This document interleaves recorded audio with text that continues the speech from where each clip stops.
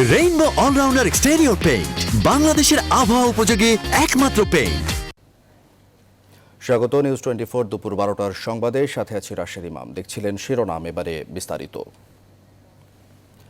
নিম্নমানের মাস্ক এবং সুরক্ষা সামগ্রী সরবরাহে স্বাস্থ্য অধিদপ্তর ও স্বাস্থ্য মন্ত্রণালয়ের দুর্নীতির অভিযোগ অনুসন্ধানে জেএমআই গ্রুপের এমডি আব্দুর রাজ্জাক এবং তমা কনস্ট্রাকশনের সমন্বয়কারী মতিউর রহমানকে জিজ্ঞাসাবাদ করছে দুদক।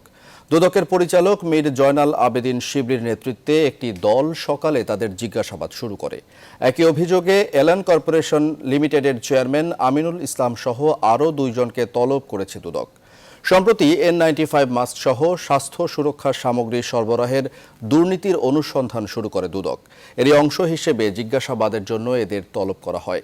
জেএমআই হসপিটাল রিকোয়েজিট ম্যানুফ্যাকচার লিমিটেডের বিরুদ্ধে N95 মাস্কের বিপরীতে নকল মাস্ক সরবরাহ এবং তমা কনস্ট্রাকশন অ্যান্ড কোম্পানির বিরুদ্ধে মাস্ক সরবরাহের অনিয়মের অভিযোগ ওঠে।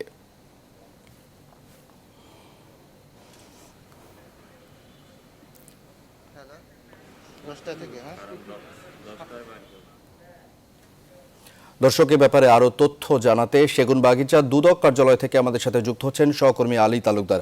আলী, স্বাগত আপনাকে। আলী, জেএমআই এবং তমা কনস্ট্রাকশনের ঊর্ধ্বতন কর্মকর্তাদের দুদকের তলব এবং জিজ্ঞাসাবাদ নিয়ে সবশেষ কি তথ্য আপনার কাছে রয়েছে, দর্শকদের জানাবেন। ধন্যবাদ রাশেদ। আমরা জানি যে এই করোনাকালীন সময়ে N95 মাস্ক এবং স্বাস্থ্য সুরক্ষার যে সামগ্রী সেগুলো সরবরাহের জন্য স্বাস্থ্য অধিদপ্তর ও স্বাস্থ্য মন্ত্রণালয়ে যে কয়েকটি সরবরাহকারী ও ঠিকাদার প্রতিষ্ঠান রয়েছে তাদেরকে এই দুদক কার্যালয়ে তলব করা হয়েছে। তাদের বিরুদ্ধে যে অভিযোগ এবং যে অনিয়মের অভিযোগগুলো রয়েছে সেই বিষয়গুলো সম্পর্কে কিন্তু তাদেরকে সকাল থেকে জিজ্ঞাসাবাদ করা হচ্ছে। আপনি জানেন যে দুদক পরিচালক শিবলি তিনি তার নেতৃত্বে একটি দল এই দুদক কার্যালয়ে তাদেরকে সকালে তলব করে এবং সেই পরিপ্রেক্ষিতে জিএমআই গ্রুপের যিনি ব্যবস্থাপনা পরিচালক আব্দুর রাজ্জাক এবং তমা কনস্ট্রাকশনের সমন্বয়কারী মতিউর রহমান এবং আমরা আরেকটু যেটা জানি এলান কর্পোরেশন লিমিটেডের যিনি ব্যবস্থাপনা পরিচালক আমিনুল ইসলাম তাকেও কিন্তু জিজ্ঞাসাবাদ করার কথা রয়েছে। কিন্তু এরই মধ্যে আমরা এলান কর্পোরেশনের যিনি ব্যবস্থাপনা পরিচালক তিনি এখন পর্যন্ত এসে পৌঁছয়নি। এছাড়া যে বাকি দুইজন রয়েছে আব্দুর রাজ্জাক ও মতিউর রহমান তাদেরকে জিজ্ঞাসাবাদ করা হচ্ছে। আমি একটু তাদের সম্পর্কে যে একটু জানতে চেয়েছিলাম যে আসলে কি বিষয়ে কি তথ্যের বিষয়ে তাদেরকে এই দুদক কার্যালয়ে তলব করা হয়েছে। তো দুদক সূত্রে আমরা জানতে পেরেছি যে এই N95 মাস্ক সরবরাহ করার কথা ছিল এই জেএমআই গ্রুপের। তো সেই ক্ষেত্রে দেখা গিয়েছে যে N95 মাস্কের বিপরীতে তারা নকল মাস্ক সরবরাহ করেছে এবং তমা কনস্ট্রাকশনের যিনি ব্যবস্থাপনা পরিচালক মতিউর রহমান তার ক্ষেত্রে মাস্ক সরবরাহের কথা থাকলে সেখানে হিসেবের গরমিল, কম সংখ্যক মাস্ক দিয়ে বেশি হিসেব দেখিয়ে স্বাস্থ্য অধিদপ্তরের যেই অনিয়মের বিষয়গুলো উঠেছে সেই বিষয়গুলো সম্পর্কে কিন্তু দুদক কার্যালয়ে তাদের কাছ থেকে তথ্য সরবরাহের জন্য তাদেরকে জিজ্ঞাসাবাদ করছে। তো কিছুক্ষণ পরে হয়তো বা দুদকের যিনি ঊর্ধ্বতন কর্মকর্তা আমাদের সাথে কথা বলবেন। আমরা পরবর্তীতে আপনার কাছে জানতে বলবো যে আসলে তাদের কাছে জিজ্ঞাসাবাদ করে কি তথ্য পাওয়া গেল। তো এই দুদক কার্যালয় থেকেই ছিল আমার কাছে সর্বশেষ খবর। রাশেদ। আলী, ধন্যবাদ আপনাকে সংযুক্ত হবার জন্য। দর্শক, দুদক কার্যালয় থেকে সহকর্মী আলী তালুকদার জানাচ্ছিলেন জেএমআই এবং তমা কনস্ট্রাকশনের ঊর্ধ্বতন কর্মকর্তাদের দুদকের তলব এবং জিজ্ঞাসাবাদ সম্পর্কে সবশেষ অবস্থা। করোনা ভাইরাসে আক্রান্ত সন্দেহভাজনদের নমুনা নিয়ে তা পরীক্ষা না করেই সার্টিফিকেট দেয়া সহ বিভিন্ন অভিযোগে রিজেন্ট হাসপাতালের বিরুদ্ধে উত্তরা পশ্চিম থানায় মামলা করেছে র্যাপিড অ্যাকশন ব্যাটালিয়ন র্যাব। মামলায় রিজেন্ট গ্রুপের চেয়ারম্যান মোহাম্মদ শাহেদকে প্রধান আসামি করে 17 জনের নাম উল্লেখ করা হয়। প্রধান আসামি সহ 9 জন আসামিকে পলাতক দেখিয়ে এজাহারে অন্তর্ভুক্ত করা হয়। তাদের বিরুদ্ধে প্রতারণা এবং অর্থ আত্মসাতের অভিযোগও রয়েছে। এর আগে স্বাস্থ্য অধিদপ্তর থেকে পাঠানো এক বিজ্ঞপ্তিতে জানানো হয়, করোনা চিকিৎসায় নানা অনিয়মের প্রমাণ পাওয়ায় রিজেন্ট হাসপাতালের 2টি শাখায় বন্ধের নির্দেশ দেওয়া হয়েছে।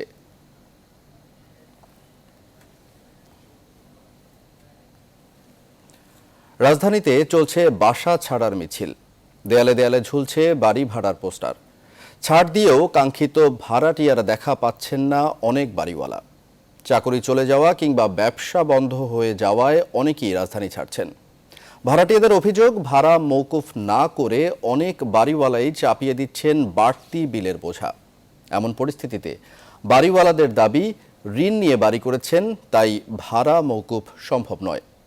সামাজিক এমন বাস্তবতায় সমাজ বিজ্ঞানীরা বলছেন, সরকারের সুস্পষ্ট নির্দেশনা না থাকায় তৈরি হয়েছে এমন পরিস্থিতি। আর বেকারত্বের ফলে সামাজিক অপরাধ বেড়ে যাওয়ার আশঙ্কাও তাদের। সৈয়দ রায়হানের প্রতিবেদন। রাজধানীর মধ্য বাড্ডায় বসবাসরত মধ্যবিত্ত এই পরিবার ছেড়ে যাচ্ছে ঢাকা। অন্যদিকে রাজধানীর শান্তিবাগের এই বাড়িওয়ালার কপালে চিন্তার ভাঁজ। গেল 2 মাস ধরেই বাসা খালি। ভাড়াটিয়ার খোঁজে দেয়ালের পর দেয়ালে সেটে যাচ্ছেন বাড়ি ভাড়ার পোস্টার। বাড়ি ভাড়াই তার একমাত্র আয়ের উৎস হওয়ায় জানালেন আক্ষেপের কথা। টয়লেট লাগাচ্ছি, বাড়ি ভাড়া হচ্ছে না। এই অবস্থায় যদি আরো 2-3 মাস খালি যায় তাহলে আমাকে আরো কমিয়েও ভাড়া দিতে হবে। একদিকে রাজধানী ছাড়ছে মানুষ, অন্যদিকে বাড়িওয়ালারা ভাড়াটিয়া খুঁজছেন। ভাড়াটিয়ারা বলছেন, বাড়িওয়ালাদের কাছ থেকে কিছুটা সহযোগিতা পেলে হয়তো রাজধানী ছাড়তে হতো না অনেক পরিবারকে। এই এলাকাতেও অনেক ভাড়াটিয়া অলরেডি চলে যাচ্ছে, কারণ আপনার বাড়ির যে মালিক আছেন ওনারা ভাড়া ছাড়ছে না। মধ্যম ফ্যামিলিগুলো, ওদের যে খাবার দাবারও নাই ঘরে, এটা কিন্তু বাড়িওয়ালা জানতে বা বুঝতে চাচ্ছে না। বাড়িওয়ালা মালিক সমিতি বলছে, তাদের সঙ্গে ছাড় দিতে হবে সরকারকেও। পানির বিল, বিদ্যুৎ বিল, গ্যাস বিল 50% কমিয়ে দেওয়া যায়। সেই ক্ষেত্রে কিন্তু এই মানুষগুলো শহরে থাকার চেষ্টা করতে পারে। নগরের সমাজের এই ভঙ্গুর দশায় সমাজবিজ্ঞানীরা বলছেন, অনেক পরিবারের রাজধানী ছাড়ার পেছনে দায় রয়েছে রাষ্ট্রেরও। সরকারের একটা পদক্ষেপ নেওয়া উচিত ছিল, না বেতন সবাইকে দিতে হবে। হঠাৎ করে তো 3 মাসে তো কোনো সংস্থা বা কোনো কোম্পানি একটা দেউলিয়া হয়ে যায় না। সমাজে বেকারত্ব বেড়ে যাওয়ায় সামাজিক অপরাধ বৃদ্ধিরও আশঙ্কা এই সমাজবিজ্ঞানীর। যেটা সরকার করতে পারবে, বিদেশে যতগুলি দূতাবাস আছে তাদেরকে বলবে জনশক্তি রপ্তানির কল্পে তারা রাষ্ট্রদূতরা যাতে মাঠে নেমে পড়ে। শহর ছেড়ে মানুষের গ্রামমুখিতা গ্রামীণ জীবনের ক্ষেত্রে নেতিবাচক প্রভাব পড়তে পারে বলেও মনে করেন এই সমাজবিজ্ঞানী। সৈয়দ রায়হান, নিউজ 24, ঢাকা। প্রধানমন্ত্রী শেখ হাসিনা বলেছেন, করোনায় বিদেশে কর্মহীন প্রবাসী বাংলাদেশিদের পুনর্বহালের জন্য কূটনৈতিক তৎপরতা চালাচ্ছে সরকার। বিদেশ থেকে ফেরত না পাঠাতে বিভিন্ন দেশের রাষ্ট্র ও সরকার প্রধানদের চিঠি দেওয়া হয়েছে। বুধবার জাতীয় সংসদে কথা বলেন সরকার প্রধান। করোনাভাইরাসের প্রাদুর্ভাবের কারণে মধ্যপ্রাচ্যের দেশসমূহ হতে প্রবাসী শ্রমিকদের ফিরিয়ে নিয়ে আসার জন্য কূটনৈতিক চাপ অব্যাহত আছে। তবে এই চাপ প্রশমিত করার জন্য আমাদের সরকার বিভিন্নমুখী কূটনৈতিক উদ্যোগ গ্রহণ করেছে। কূটনৈতিক তৎপরতার অংশ হিসেবে আমি কতিপয় রাষ্ট্রপ্রধান বা সরকার প্রধানের নিকট এ বিষয়ে পত্র প্রেরণ করেছি। এছাড়া পররাষ্ট্র মন্ত্রণালয় ও প্রবাসী কল্যাণ ও বৈদেশিক কর্মসংস্থান মন্ত্রণালয় যৌথভাবে মধ্যপ্রাচ্যের বিভিন্ন দেশের সাথে এ বিষয়ে যোগাযোগ করে প্রয়োজনীয় উদ্যোগ গ্রহণ করেছে। গেল অর্থ বছরের চেয়ে প্রায় ৫৮,০০০ কোটি টাকা কম রপ্তানি করে রপ্তানির সবচেয়ে বাজে অর্থ বছরটি তো পার হলো। কিন্তু নতুন অর্থ বছর কি সেই ধকল কাটিয়ে রপ্তানিতে আবারও আশা জাগাতে পারবে? উদ্যোক্তা এবং বিশ্লেষকরা উভয়েই এ বিষয়ে সন্দিহান। কেননা ইউরোপ, আমেরিকা সহ বেশিরভাগ রপ্তানি বাজারগুলোতে শুরু হয়েছে করোনার দ্বিতীয় ঢেউ। তাই টালমাটাল বিশ্বে দেশের রপ্তানি খাত নিয়ে নতুন করে ভাবনার প্রয়োজন আছে বলে মনে করেন তারা। নাজিয়া কণা জানাচ্ছেন বাকিটা। দেশের রপ্তানির ইতিহাসে 2019-20 অর্থ বছর বড় চিহ্নই রেখে গেল। কারণ আগের অর্থ বছরের চেয়ে স্থানীয় মুদ্রায় প্রায় 58,000 কোটি টাকার রপ্তানি কমেছে, যা এখন পর্যন্ত সর্বনিম্ন। আর আগের বছরের তুলনায় কেবল পোশাক পণ্য রপ্তানি কমেছে প্রায় 54,000 কোটি টাকা।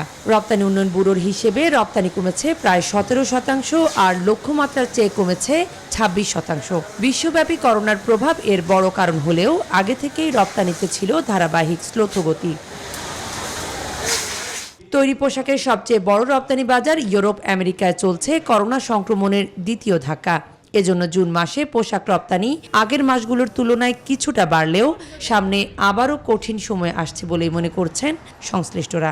July, August, September, October, November, December পর্যন্ত আমাদের এখন 60% ক্যাপাসিটি আছে কম্পেয়ার টু লাস্ট ইয়ার। 2021-এ যদি ভ্যাকসিন না আছে তাহলে আমাদের রপ্তানির সিগনিফিকেন্ট কোনো উন্নয়ন করবে না।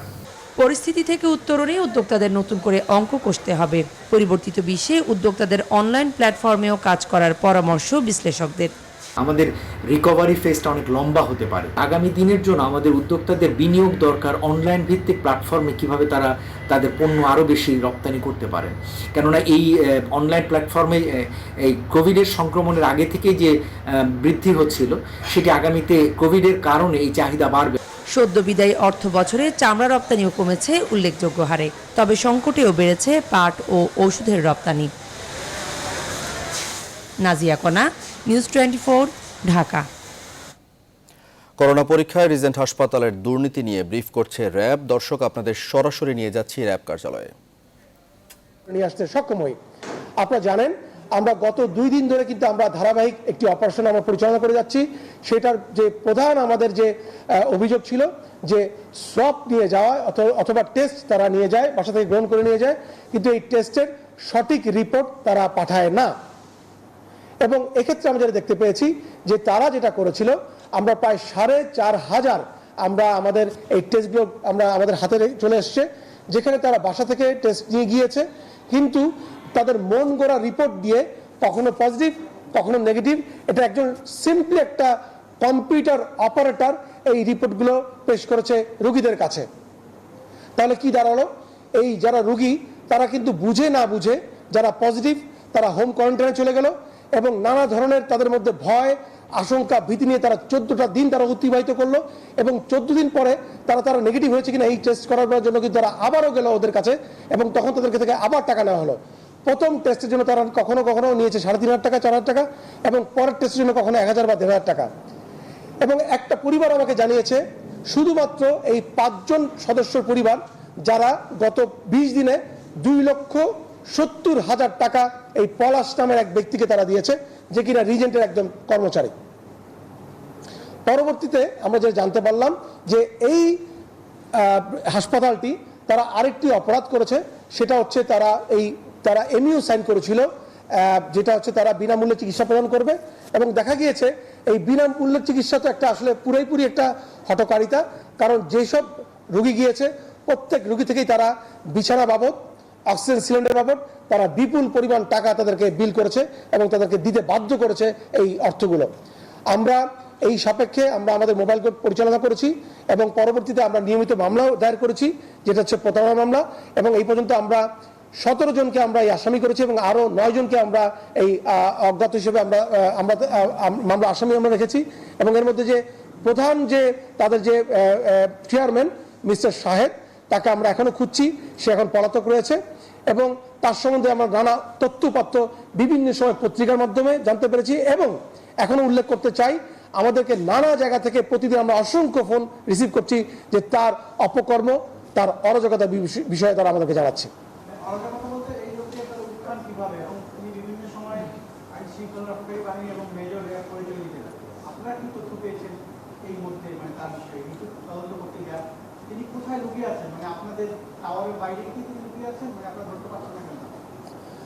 ধন্যবাদ। আমরা তার সম্বন্ধে বিভিন্ন পত্র পত্রিকায় যেটা জানতে পেরেছি, আজকেও কয়েকটি বাংলাদেশের শীর্ষস্থানীয় পত্রিকা কিন্তু জানিয়েছে যে সেটা তার উত্থান কিন্তু অনেক আগেই।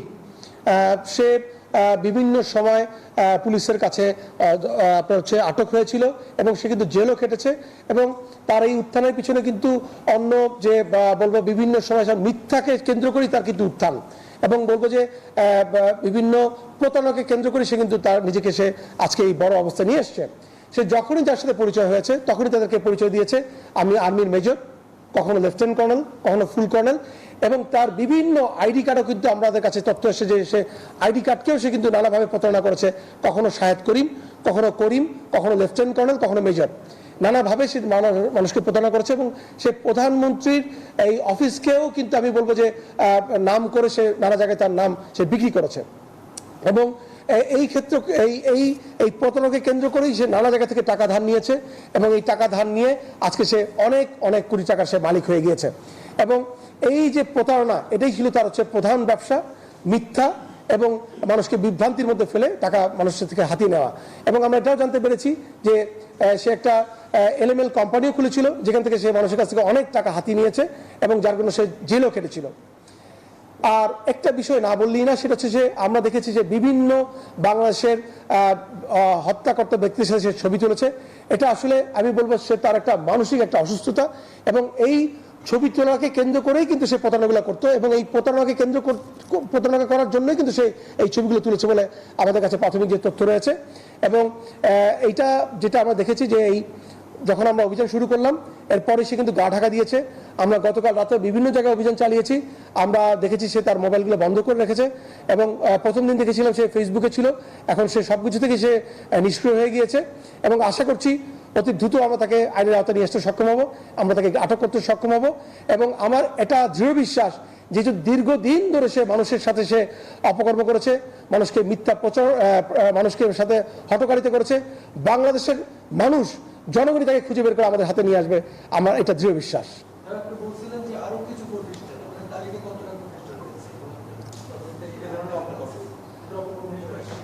আসলে আমরা সত্যি কথা যে আমরা যেটার অপারেশন যেটা আমরা করেছি সেটা হচ্ছে যে রিজেন্ট হাসপাতালে কেন্দ্র করে কিন্তু আমাদের এই অভিযানটি আমরা পরিচালনা করেছিলাম।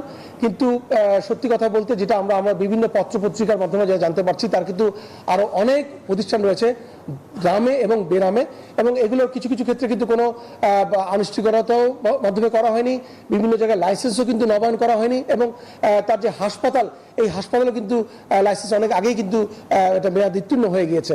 এবং একটা জিনিস বলে রাখা ভালো, আমরা দেখেছি যে এই যে 4500 যে বিভিন্ন ধরনের টেস্ট সে করেছে, এই টেস্টগুলো কিন্তু তার যে ব্যক্তি পলাশ এবং তার যে পিআরও 10,000-এর মতো যে টেস্ট সে করেছে, এর মধ্যে 4500-এর কাগজ কিন্তু আমাদের হাতে রয়েছে।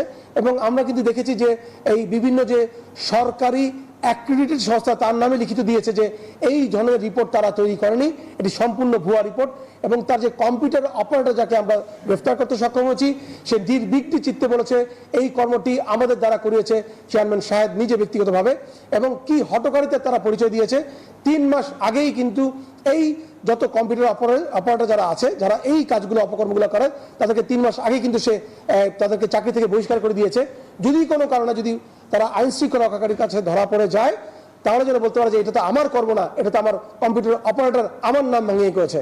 এবং গতকালকে আমরা দেখতে পেয়েছি কিছু কিছু জায়গায় তার নামে লেখা হচ্ছে যে এইগুলো তার কর্ম না, এটা তার পিআরওর অপকর্ম। সো এই বিষয়গুলো কিন্তু আমরা নজরে রাখছি যে কারা কারা এই ধরনের মিথ্যা প্রচারণা এখনও তার নামে চালিয়ে যাচ্ছে, এগুলো কিন্তু আমরা অবলোকন করছি।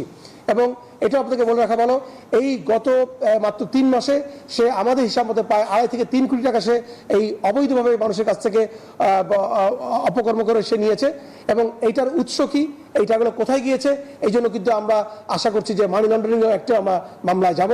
এবং এটাও বলে রাখা ভালো, গত 3 মাসে কিন্তু সে তার যে কর্মীরা তাদেরকে কিন্তু কোনো টাকা সে বেতন দেয়নি, অনেকেই তার কাছে কিন্তু এখনো বেতন পায়।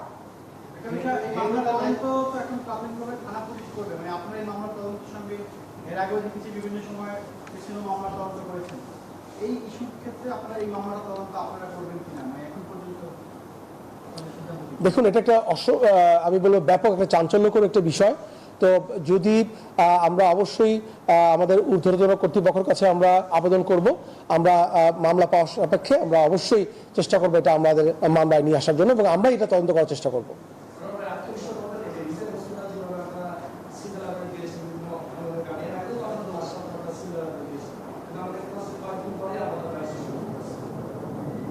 দেখুন, এটা একটা আমরা যে আইন শৃঙ্খলা রক্ষাকারী বাহিনী, আমরা কিন্তু চেষ্টা করি বাংলাদেশের মধ্যে যেগুলো যারা এরকম বিভিন্ন ধরনের অপকর্ম করছে বা নানা ধরনের অবৈধ ব্যবসা পরিচালনা করছে, আমরা কিন্তু আমাদের মোবাইল কোর্টের মাধ্যমে এবং অন্যান্য আমাদের চলমান প্রক্রিয়ার মাধ্যমেও কিন্তু আমাদেরকে আইনের আওতায় আনতে চেষ্টা করি। এটা অবশ্যই একটা দীর্ঘমেয়াদী, এর পরের যে অংশটুকু একটা দীর্ঘমেয়াদী প্রক্রিয়া, কিন্তু তারা কিন্তু আমি যেটা আপনাদের স্পষ্ট করে বলতে চাই, এটাই কিন্তু একটা ক্লাসিক্যাল এক্সাম্পল আমাদের সামনে যে 2011 সালেও সে কিন্তু 2 বছর জেল খেটে বের হয়ে আসার পরেও কিন্তু আবার সেই কার্যক্রমগুলো পরিচালনা করছিল এবং বুক ফুলিয়ে সে কিন্তু বিভিন্ন জায়গায় তার পদার্পণ ছিল। কিন্তু আপনারা আবারও দেখেছেন যে আবারও কিন্তু সে আইনের আওতায় আসতে থাকে, আমরা নিয়ে আসতে বাধ্য করেছি।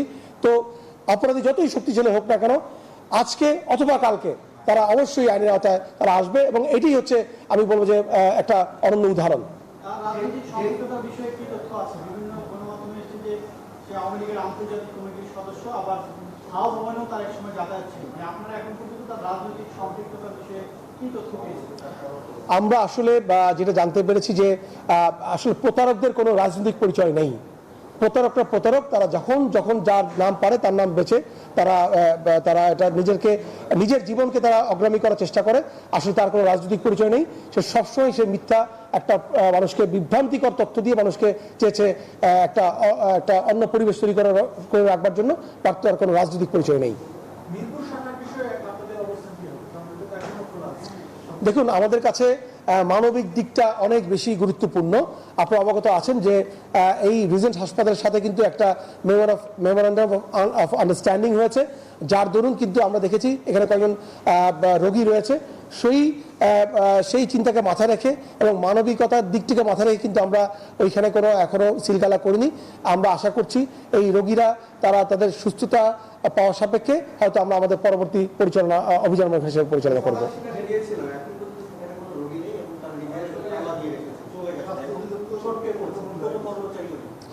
আপনারা অবগত আছেন যে স্বাস্থ্য অধিদপ্তরও কিন্তু একটা প্রজ্ঞাপন জারি করেছে। আমরা আশা করছি যে স্বাস্থ্য অধিদপ্তর এই বিষয়ে পরিপূর্ণ তাদের অবস্থান তুলে ধরবে, এবং আশা করছি তারাও একটা স্টেপ গ্রহণ করবে যে তাদেরকে এই পুরোপুরি লকডাউন বা তাদেরকে সিলগালা করবার জন্য।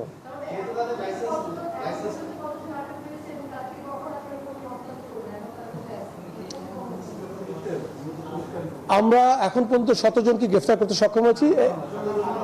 17 মামলা রয়েছে। এটা একটা এখন প্রক্রিয়াধীন রয়েছে, এবং অতি শীঘ্রই আপনি জানতে পারবেন তাদের অবস্থান সম্পর্কে।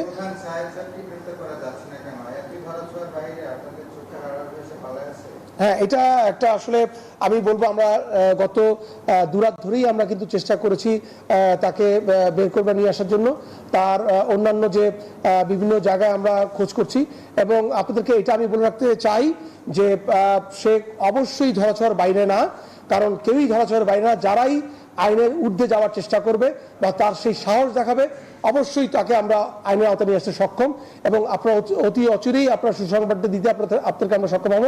এবং আমি আবারও বলতে চাই যে সে যেখানেই থাকুক, যে এত মানুষের সাথে সে অপকর্ম করেছে, এত মানুষের সাথে সে হটকারিতা করেছে, বাংলাদেশের মানুষই তাকে খুঁজে বের করে আমাদের সামনে নিয়ে আসতে সক্ষম। আমি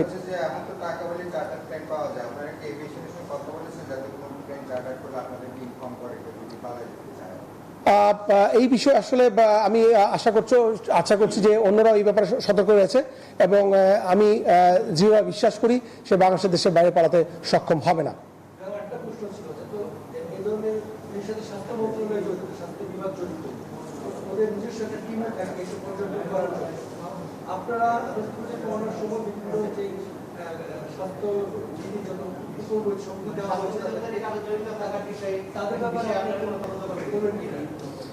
দেখুন, আসলে আমরা আইন শৃঙ্খলা রক্ষাকারী বাহিনী, আমরা আমাদের ম্যান্ডেট অনুযায়ী চলি। তো এখন এই বিষয়টা আসলে স্বাস্থ্য মন্ত্রণালয়ের বিষয়টা আসলে আমাদের দেখবার বিষয় নয়। এটা আমরা দেখেছি যে এই প্রতিষ্ঠানটি এবং এই ব্যক্তিকেন্দ্রিক যারা আমাদের কাছে রিপোর্টগুলো করেছে, সেই অনুযায়ী আমরা কাজগুলো করেছি। আমি আশা করছি যে আমরা যদি এই বিষয়ে আমাদেরকে যদি দায়িত্ব প্রদান করা হয়, অবশ্যই কেন নয় আমরা এই বিষয়ে কাজ করতে আমরা সক্ষম। ধন্যবাদ। দর্শক, করোনা পরীক্ষায় রিজেন্ট হাসপাতালের দুর্নীতি নিয়ে ব্রিফ করছিলেন র্যাব কার্যালয়ে র্যাব কর্মকর্তা। আমরা সরাসরি ছিলাম সেখানে। সংবাদের সময় হলো বিরতির, সঙ্গেই থাকুন।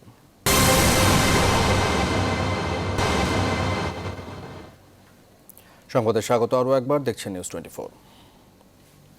কুয়েতে আটক সাংসদ শহীদুল ইসলাম পাপুলের কোম্পানির সঙ্গে চুক্তির মেয়াদ বাড়াবে না কুয়েত ইন্টারন্যাশনাল বিমানবন্দর।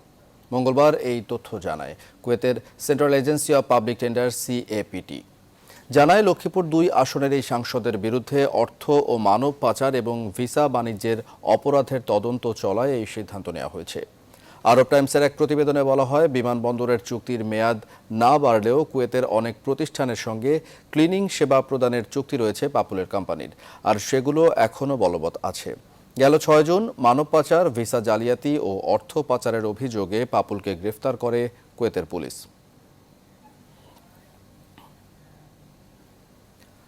আদালতের কার্যক্রম বন্ধ থাকায় কর্মহীন হয়ে পড়েছে সারা দেশের হাজার হাজার আইনজীবী। জীবন ও জীবিকার স্বার্থে আদালত সচল করা সহ বেশ কিছু দাবিতে কুমিল্লার আদালত চত্বরে মানববন্ধন করছে সেখানকার আইনজীবীরা। এই বিষয়ে বিস্তারিত জানাতে কুমিল্লা থেকে যুক্ত হচ্ছেন সহকর্মী হুমায়ুন কবির। জীবন, স্বাগত আপনাকে। জীবন, আইনজীবীরা কেন মানববন্ধন করছেন এবং তাদের দাবিগুলো আসলে কি?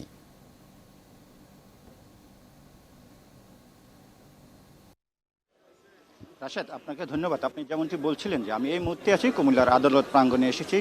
আপনাকে জানাতে চাচ্ছি, মহামারী করোনা প্রভাব পরিস্থিতি যখনই শুরু হয়েছিল তখনই এই আদালত বন্ধ করে দেওয়া হয়েছিল। তো এখানে আমি এসে যেটি দেখতে পেরেছি এবং আইনজীবীদের সাথে কথা বলে জানতে পেরেছি, তারা দীর্ঘ 4 মাস ধরে এই আদালত বন্ধ থাকার কারণে তারা কর্মহীন হয়ে পড়েছেন এবং তারা আর্থিক সংকটেও পড়ে গেছেন এবং তারা পরিবার পরিজন নিয়ে তারা জীবনযাপন করতে তাদের অনেক কষ্ট হচ্ছে। তো তারা মাননীয় প্রধানমন্ত্রীর কাছে তারা একটি বিশেষ ঋণ প্রকল্প অনুমোদন দাবি জানিয়ে তারা মানববন্ধন করছে। আমরা আপনার সাথে একটু কথা বলতে চাচ্ছি। অ্যাডভোকেট সৈয়দ নুরুর রহমান, আপনারা আজকে মানববন্ধন করছেন কি বিষয়ের উপর? আমরা কুমিল্লার আইনজীবী সমাজ দাঁড়িয়েছি আজকে প্রধানমন্ত্রীর কাছে আইনজীবীদের জন্য একটি বিশেষ প্রণোদনামূলক প্যাকেজ দাবি করছি। একই সাথে দেশে সব কিছু স্বাভাবিক হয়ে গেছে। এখন আমরা আমাদের প্রত্যাশা যে এই সব কিছু যখন স্বাভাবিক জীবনযাত্রা জীবন জীবিকার প্রশ্নে, সেই জায়গায় শুধুমাত্র আদালত ভার্চুয়াল আবার আত্মসমর্পণের এই খণ্ডিত কোনো অংশ চাই না। আমরা পূর্ণাঙ্গ রূপে এখন আদালত চালুর দাবি জানাচ্ছি, যাতে এই দেশের 60,000 আইনজীবী সম্মানের সাথে তাদের জীবন জীবিকা নির্বাহ করতে পারে। এবং মাননীয় প্রধানমন্ত্রীর কাছে আমরা আইনজীবীদের জন্য 300 কোটি টাকার একটি আর্থিক প্রণোদনা প্যাকেজ দাবি করছি, যে এই প্যাকেজের মাধ্যমে আমাদের আইনজীবীরা 2 থেকে ন্যূনতম 5 লাখ টাকা ঋণ নিতে পারবে এবং একাধিক কিস্তিতে সেটা পরিশোধ করতে পারবে। কোনো দয়া দাক্ষিণ্য না। আমরা চাই মাননীয় প্রধানমন্ত্রীর কাছে, যে মমতাময়ী মা হিসেবে আপনি সারা জাতির দায়িত্ব গ্রহণ করেছেন, আপনার কাছে আমাদের প্রত্যাশা যে আইনজীবী সমাজের এই আর্থিক প্রণোদনামূলক প্যাকেজ ঘোষণা করবেন। ধন্যবাদ আপনাকে। আপনি শুনছিলেন অ্যাডভোকেট সৈয়দ নুরুর রহমান, তিনি জানাচ্ছিলেন তাদের দাবির বিষয়ে। তো তারা এখান থেকে মানববন্ধন শেষ করে তারা জেলা প্রশাসক আবুল ফজল মিরের কাছে তারা স্মারকলিপি প্রদান করবেন। তো এই ছিল আমার কাছ থেকে সর্বশেষ। আমি স্টুডিওতে ফিরে যাচ্ছি রাশেদের কাছে। হুমায়ুন কবির, ধন্যবাদ সংযুক্ত হবার জন্য। আগাম বন্যায় কুড়িগ্রাম এবং সুনামগঞ্জে ব্যাপক ক্ষয়ক্ষতি হয়েছে।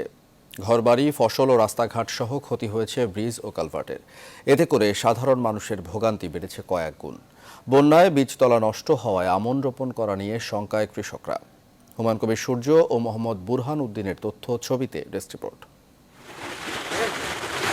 ব্রহ্মপুত্র, তিস্তা, ধরলা, দুধকুমার সহ ছোট বড় 16টি নদীতে ঘেরা উত্তরের জেলা কুড়িগ্রাম। হঠাৎ করে এসব নদীতে পানি বৃদ্ধি পাওয়ায় জেলার 350 শতাধিক গ্রাম প্লাবিত হয়েছে। এতে করে ফসল, ঘরবাড়ি ও রাস্তাঘাটের ব্যাপক ক্ষতি হয়েছে। বন্যায় এখন পর্যন্ত প্রায় 10,000 হেক্টর জমির ফসল, 16,000-এর বেশি ঘরবাড়ি, 30 কিলোমিটার বাঁধ ও 37 কিলোমিটার রাস্তা এবং ভাঙনে বিলীন হয়েছে প্রায় 2,000 পরিবারের বসতভিটা। ওটা 30,000 টাকার মতন খরচ, ওইটা 20,000 টাকার মতন উঠছে, উড়িয়ে তারপরে যে পানি আসিয়ে সব শেষ হয়। ঘরদুয়ার নষ্ট হয়েছে, মেলা কিছু ক্ষয়ক্ষতি, চড়াই চুলগুলো ক্ষয়ক্ষতি হয়েছে। স্থানীয়দের অভিযোগ, বন্যায় রাস্তাঘাট ও ব্রিজ কালভার্টের ক্ষতি হলেও সেগুলো সংস্কারে কোনো উদ্যোগ নেই কর্তৃপক্ষের।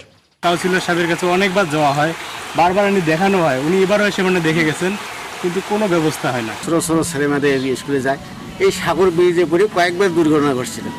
বন্যার পানি পুরোপুরি নেমে গেলে ক্ষয়ক্ষতির পরিমাণ নিরূপণ করে সংশ্লিষ্ট মন্ত্রণালয়কে জানানো হবে বলে জানান কৃষি বিভাগের এই কর্মকর্তা। ক্ষতি নিরূপণ করে আমাদের কর্তৃপক্ষ সহ মন্ত্রণালয়কে আমরা জানাবো, আর সেখান থেকে যে ব্যবস্থা গ্রহণ করা হয়, মানে বিশেষ করে ক্ষতিপূরণের বিষয়ে, সেই অনুযায়ী আমরা কাজ করব। আর জেলা প্রশাসক বলছেন, কি পরিমাণ ক্ষতি হয়েছে সেই তথ্য পেলে ক্ষতিগ্রস্তদের সহযোগিতা করা হবে। উপজেলা প্রশাসন আছে, সেখান থেকে ব্যবস্থা করে নিব এবং অন্যান্য বিভাগগুলো স্থানীয়ভাবে সেই ব্যবস্থাগুলো নিয়ে আমরা ক্ষতিটা পোষানোর চেষ্টা করব। টানা বর্ষণ ও পাহাড়ি ঢলে সুনামগঞ্জের বিভিন্ন উপজেলায় সবচেয়ে বেশি ক্ষতি হয়েছে রাস্তাঘাটের। এতে করে দুর্ভোগ পোহাতে হচ্ছে সাধারণ মানুষদের। চলাফেরা করতাম পারি না, রাস্তাঘাট ভাঙার লাগে। রাস্তাঘাটের যে ক্ষতি হয়েছে এটা অপূরণীয়। সড়ক বিভাগ বলছে, বন্যায় এখন পর্যন্ত ক্ষতিগ্রস্ত রাস্তার পরিমাণ 100 কিলোমিটার। তবে পানি পুরোপুরি নেমে গেলে এর পরিমাণ আরও বাড়তে পারে। বিভিন্ন উপজেলাতে প্রায় 100 কিলোমিটার সড়ক ক্ষতিগ্রস্ত হয়েছে। বন্যার পানি পুরোপুরি নেমে যাওয়ার সাথে সাথে আমাদের প্রকৃত ক্ষতির চিত্রটা আমাদের হাতে আসবে। ক্ষতিগ্রস্ত রাস্তা সংস্কারে ঊর্ধ্বতন কর্তৃপক্ষকে জানানো হয়েছে। বরাদ্দ পেলেই সংস্কার কাজ শুরু হবে বলেও জানান তিনি। Desk report, news 24। সংবাদে নিচ্ছে আরও একটি বিরতি, সঙ্গেই থাকুন।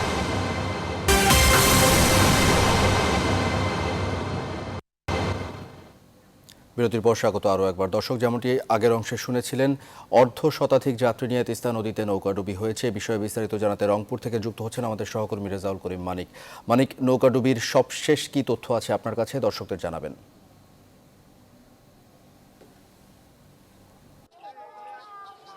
রাশাদ, আপনাকে অসংখ্য ধন্যবাদ। আমি এই মুহূর্তে অবস্থান করছি রংপুরের পীরগাছা উপজেলার সাওলা ইউনিয়নের একটি নদীর তীরবর্তী গ্রামে। আপনি আমার ক্যামেরায় দেখতে পাচ্ছেন যে একটি ভাঙন কবলিত বাড়ি নিয়ে নৌকায় যাচ্ছিল প্রায় 60 থেকে 70 জন মানুষ। সেখানে হঠাৎ করে নৌকা ডুবে এই লোকগুলো কিন্তু পানিতে তলিয়ে আছে, ঘর বাড়ি সহ নৌকা কিন্তু তলিয়ে আছে।